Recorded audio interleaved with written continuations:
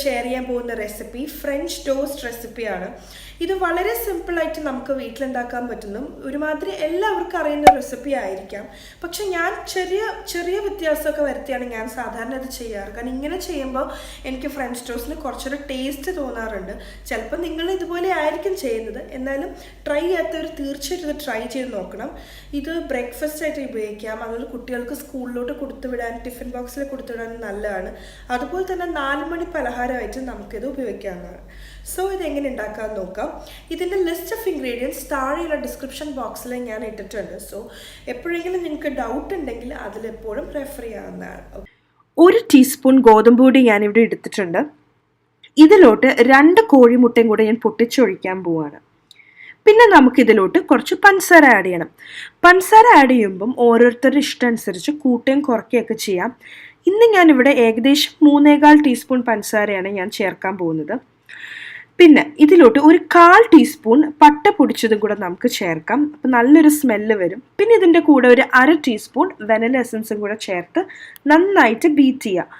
Beat ചെയ്യുമ്പോൾ നമ്മൾ ചേർത്തിരിക്കുന്ന ഗോതമ്പ് പൊടിയും കൂടെ നന്നായിട്ട് ഇതായിട്ട് യോജിച്ച് വരണം. കട്ട കൂടി കിടക്കാൻ പാടില്ല. അപ്പോൾ സിനമൺ പൗഡർ എന്ന് ഉദ്ദേശിക്കുന്നത് പട്ട പൊടിച്ചതാണ്.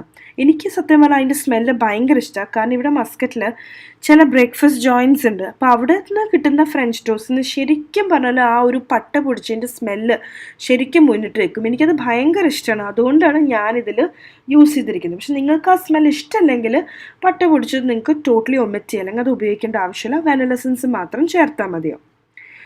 പിന്നെ നമ്മളിത് നന്നായിട്ട് അടിച്ചതിന് ശേഷം ഇതിലോട്ട് 1 കപ്പ് പാലും കൂടെ ചേർക്കാം. പിന്നെ ഇതിലൂടെ 1 നുള്ളുപ്പും കൂടെ ചേർത്ത് നന്നായിട്ട് ഒന്നും കൂടെ ഒന്ന് അടിച്ച് യോജിപ്പിച്ചെടുക്കാം. പിന്നെ ഞാനിവിടെ ഏകദേശം 10 മീഡിയം സ്ലൈസ്ഡ് ബ്രെഡ് സ്ലൈസാണ് ഉപയോഗിച്ചിരിക്കുന്നത്. വൈറ്റ് ബ്രെഡാണ് ഉപയോഗിച്ചിരിക്കുന്നത്. ബ്രൗൺ ബ്രെഡ് ഉപയോഗിക്കുമ്പം അത്രയ്ക്ക് ടേസ്റ്റ് കിട്ടാറില്ല. അതുകൊണ്ടാണ് ഞാൻ വൈറ്റ് ബ്രെഡ് തന്നെ യൂസ് ചെയ്യുന്നത്. അപ്പം ഞാൻ പറഞ്ഞില്ലേ ഈ ബ്രേക്ക്ഫാസ്റ്റ് ജോയിൻസിൻ്റെ കാര്യം, അവിടെ പോകുമ്പം അവർ തരുന്ന ഫ്രഞ്ച് ടോസ്റ്റ് എന്ന് വെച്ചാൽ നല്ല കട്ട് ചെയ്ത് മാതിരി ഇതിപ്പോൾ നാട്ടിൽ കിട്ടുന്ന പോലത്തെ ഏകദേശം ആ ഒരു കട്ടിയുള്ള ബ്രെഡാണിത്. പക്ഷെ അതേപോലത്തെ 2 ബ്രെഡ് കൂട്ടി വെച്ചാൽ എങ്ങനെ ഉണ്ടാവും അത്രയും കട്ടിയുള്ള ബ്രെഡാണ് അവർ ഇപ്പോഴും സെർവ് ചെയ്യുക. അപ്പോൾ അത് ചെയ്യുമ്പോൾ ശരിക്കും പറഞ്ഞാൽ നിങ്ങൾക്ക് അങ്ങനത്തെ ബ്രെഡ് കിട്ടുവാണെങ്കിൽ വാങ്ങിച്ച് ഫ്രഞ്ച് ടോസ്റ്റ് ഉണ്ടാക്കുക. കാരണം കുറച്ചുകൂടെ ഫ്ലഫി ആയിരിക്കും എന്ന് എനിക്ക് തോന്നുന്നത്. അതായത് നല്ല സോഫ്റ്റ് ആയിട്ട് എനിക്ക് ഇരിക്കുക, എന്തോ ഒരു ബെഡ് പോലെയല്ല ഇതിരിക്കുക. അപ്പോൾ അങ്ങനത്തെ കട്ടിയുള്ള ബ്രെഡാണ് നിങ്ങൾ ഉപയോഗിക്കുന്നതെങ്കിൽ തീർച്ചയായിട്ടും ഇതിൽ ഏകദേശം 8 സ്ലൈസ് ബ്രെഡ് ആയിരിക്കും ഈ ഒരു ക്വാണ്ടിറ്റിക്ക് നിങ്ങൾക്ക് ഉപയോഗിക്കാൻ പറ്റുക. ഓക്കെ, അപ്പോൾ അതിന് ശേഷം ഞാനിവിടെ പാൻ റെഡിയാക്കാൻ പോവാണ്. പാൻ ചൂടായതിന് ശേഷം ഒരല്പം ബട്ടർ ഇടാം. ബട്ടർ ഇടുമ്പോൾ തന്നെയാണ് നമുക്ക് ഈ ഫ്രഞ്ച് ടോസ്റ്റിൻ്റെ ആ ഒരു പെർഫെക്റ്റ് ഫ്ലേവർ കിട്ടുക. ഓയിൽ ഇടുമ്പോൾ അങ്ങനെ കിട്ടില്ല. സോ നിങ്ങൾ ബട്ടർ നിങ്ങളുടെ ഓരോരുത്തരുടെ ഇഷ്ടം അനുസരിച്ച് കൂട്ടുകയും കുറയ്ക്കുകയൊക്കെ ചെയ്യാം. എന്നിട്ട് അത്യാവശ്യം നന്നായിട്ട് ഗ്രീസായിന്ന് വരുത്താം, അല്ലെങ്കിൽ ചിലപ്പോൾ നമ്മൾ ടോസ്റ്റ് ചെയ്യുമ്പം അത് ഒട്ടിപ്പിടിക്കും. എന്നിട്ട് നമുക്ക് ഓരോ ബ്രെഡ് സ്ലൈസും ഈ ഒരു മിൽക്ക് ആൻഡ് എഗ് മിക്സ്ചറിലോട്ട് മുക്കിയെടുത്ത് മറിച്ചും തിരിച്ചിട്ടൊന്ന് മുക്കുക. ഒരുപാട് നേരിട്ട് ചെയ്യരുത്. എന്നിട്ട് ജസ്റ്റ് ഒന്ന് അത് നമുക്ക് ചൂടായ പാനിലോട്ട് നമുക്ക് ഇട്ട് കൊടുക്കാം. ഒരുപാട് നേരിട്ട് സോക്ക് ചെയ്യരുത്, കാരണം ബ്രെഡ് പെട്ടെന്ന് പാല് വലിച്ചെടുക്കുകയും ചെയ്യും. അതുകൊണ്ട് തന്നെ ബ്രെഡ് വളരെ സോഫ്റ്റായി പോകും. അപ്പോൾ നമ്മൾ മറിച്ചിടുമ്പോഴേക്കും ബ്രെഡ് എല്ലാം പൊട്ടിപ്പോവും.